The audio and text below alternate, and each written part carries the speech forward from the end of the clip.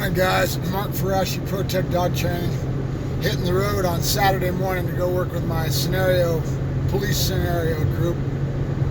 I've got Buddha with me. The next, you saw me working with him with a stem collar.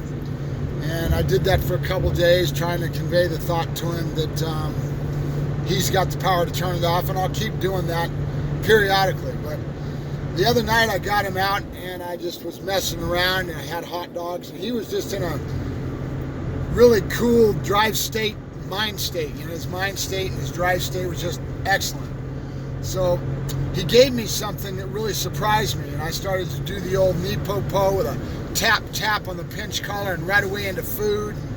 And his expression, his energy level just accelerated, and I was getting quick downs, and just seeing him give me that was just amazing. But it's also having the experience that I have, understanding what was going on. When you have a stem collar and you have you're using an aversive like that, you're basically suppressing the dog, right? That's pressure, right? We talked about that before. And your job is to show him the way out, because that's the answer of the whole theory behind this, okay? And I look at it like this, and when I explain it to my customers, when you're talking about escape and avoidance training in general, okay, whether it's on the leash or whether it's you're using pressure of a stem collar, it doesn't really matter. You're suppressing the dog. You're working from a different psychological aspect. And the dog is learning to avoid that correction level. And the way I look at it is like this when I explain this to my customers. That it's like going down the road, and you have a Y in the road, and you see the Y in front of you, and you have the choice to go left or to go right. And let's say, hypothetically, the left way is the way that you don't want the dog to go. That's negative behavior, whatever you're trying to get the dog to do. Stay at your side and avoid a right about turn, as an example. And your job as a trainer is to have the carrot there in such a way that he makes the choice on his own. And then your job is to show him the right way, which would be towards the other side of the Y, right?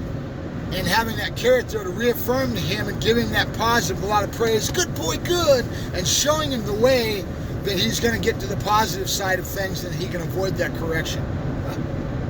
Stem collar is not too much difference.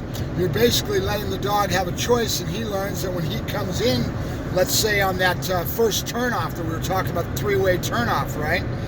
The first way of avoiding that correction is for him to comply with a command that he already knows, and to come in to you, and right away that stimulation goes away, right? So that is what an aversive is all about. So when I did it with him the other night, I basically was freeing him up, because I went right away to a lot more praise and sucking him in to the positive side of things, and showing him the right way out, showing him the way to take the right side of that Y. So he went towards the right side versus the negative side where he was facing an aversive in the correction, and showing him how to avoid it, right? So that's really, in a nutshell, what that is all about. So when I freed him up the other night, I sensed right away that it was because I had basically had the dog suppressed, and I was freeing him up with a lot more praise, a lot more yeah, good to the hot dogs, right? And so by freeing him up like that, he gave me that expression of energy and enthusiasm, and really got in tune with me doing the work. And it was really a cool thing to see, because you saw what was happening. A lot of times we'll do this on a lot shorter synopsis, where you're doing what's called capping, right? And you ask for a sit, and then right away into toy, right? And that's called capping. So you're asking for a behavior, maybe even one or two behaviors as you build it, and then the dog gets released into that reward. So it's hard to explain if you don't have yourself in the middle of it. In other words, your gut is feeling it, right? And you feel this to an extent that you sense what's going on. And it was really a cool thing to see Buddha give that to me. Now what I'm looking for is for him to express that, or being able to be channeled into that expression with the work so that he starts to give me that, gets in that groove and gives me that more often, and now I can start to build on that mental mind state within the work, right? So much of what we do is related to that when you get to that little bit higher level and understanding of training. What pressure does to the animal, what you can do with that pressure or frustration. If I'm holding the dog back and I'm using opposition reflex to build that frustration, and boom, I release the dog into it. Or you see me doing my explosion releases, right? So that's kind of what it's all about. It's all about the aspects of being able to understand energy, as Caesar would call it, right? And what that energy is doing for you, and he controls that energy in a different space, in a different way, when he's dealing with a pack and when he's trying to convey his thoughts to you. So it's just an interesting thing. It's something to yak about as I get up here early in the morning and my eyes are blurry, but right away my mind goes to thinking about training, because I'm heading down to training right now, and I've got Buddha. So for the next 10 days, what I'm going to do with Buddha is a lot of saturation of environment. Because he gave me that the other night, I know the dog is ready for it within his obedience and within his mental mind state of mind that I've molded and shaped, because that's what you're after with a dog, right?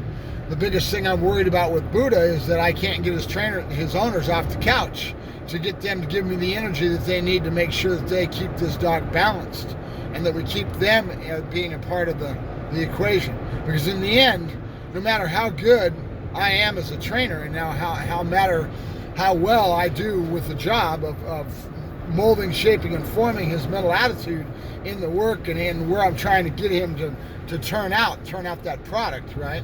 No matter what, if the owners don't do their part to get involved and to be a part of this and get them to grow with their animal, you're pissing your money away and it's all going down the tubes. You know what I mean?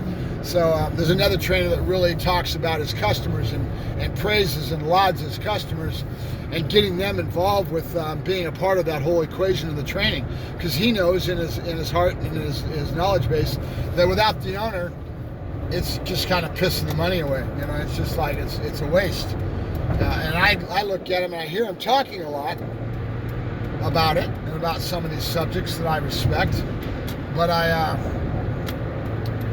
don't see it. He's a good conversationalist. I want to see it.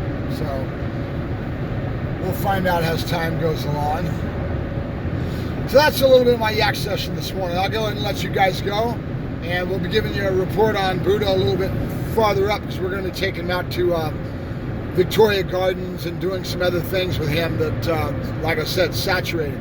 We're out for foot traffic, heavy foot traffic, to get the dog to just kind of chill out, which he does anyway pretty well easy with it being a large breed dog like this, the Dogo. Downstay is his easiest thing. You saw me the other day, I'm sitting there yakking to the screen, he just gets relaxed and lays down and he don't care. It's a great dog, really is. Been a fun dog to work, and I'm having a lot of fun with him. And now the second part's going to come into play as we get ready to return him back on this leg to the owner, and then getting them involved with the dog.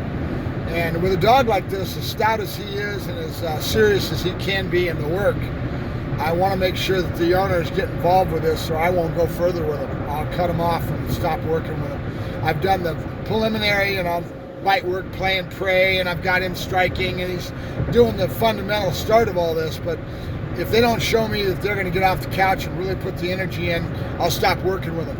And it's a bummer, because he's a beautiful dog. So it's going to be all up to them, and they're wanting to get off that couch and put the work in. I guess I was talking to a prospective customer the other day, and I was trying to get them to understand it. You hear me talking about analogies in learning to play guitar all the time, and how teaching a customer motor movements with a leash handling and with that sort of thing. When you first start playing a guitar, you're learning to change your fingers to the frets that are needed to produce the note, right? To produce the sound that you're after. And at first you've got to think everything through, and you got to work really hard to get that. And after a while, the motor movements set in, your brain goes to a different part, and your unconscious does the part of getting your fingers to go with it, and you're no longer consciously thinking about that aspect of it. So that's what I've got to get out of these customers. They've got to learn leash handling, they've got to learn to handle the leash and be in control of that animal, and to do the right thing in that regards, or you're putting a situation where you're going to end up having a risk. And this isn't true with all dogs, but this dog has got so much stature, so much potential to be a real dog. And so I've got to take that as my responsibility to the customer and to the animal to make sure that I don't go too far without them getting off the couch and putting the work in, because you're talking about training dogs to do bite work, right? And a dog like this is Dogo Argentina, is all that and then some. Great temperament, total all kinds of potential, but without their participation and letting him just be a nut behind the fence, it's not something that I do, and I tell my customers that all the time. I used to as a kid, would do area guard dogs. I don't do that anymore. And the reason is because of that liability factor. If you're going to work with me, you got to show me that you have a well-developed dog that is stable, has a great temperament. I can take this dog anywhere with me, friendly and fine with people. At the same time, you've got total control of him, and he doesn't wind out on you because he's so excited about going towards the protection side of things, right? So we'll get there.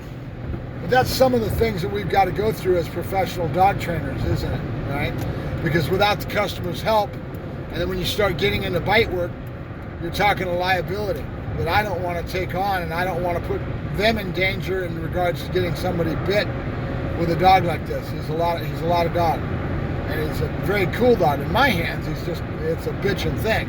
But you got to remember, I've got to bring up their thought processes and their ability physically to handle this dog, or he's a liability. So we're going to be pushing on them hard. I already have been, and they'll be watching this as well. So it's just reaffirming what I've already been pounding on in the last couple weeks and really been pushing towards, that they've got to be a part of this, or I won't do the work any longer. I won't keep doing it. So it'll be a certain point that it's going to be up to them to prove to me that they're willing to put the hard work into to accepting the responsibility of what I'm giving them, right? So I'll go ahead and let you guys go. You have a good day. Mark Ferrasci, Protect Dog Training, yakking at the screen once again. We'll talk to you later. Bye-bye.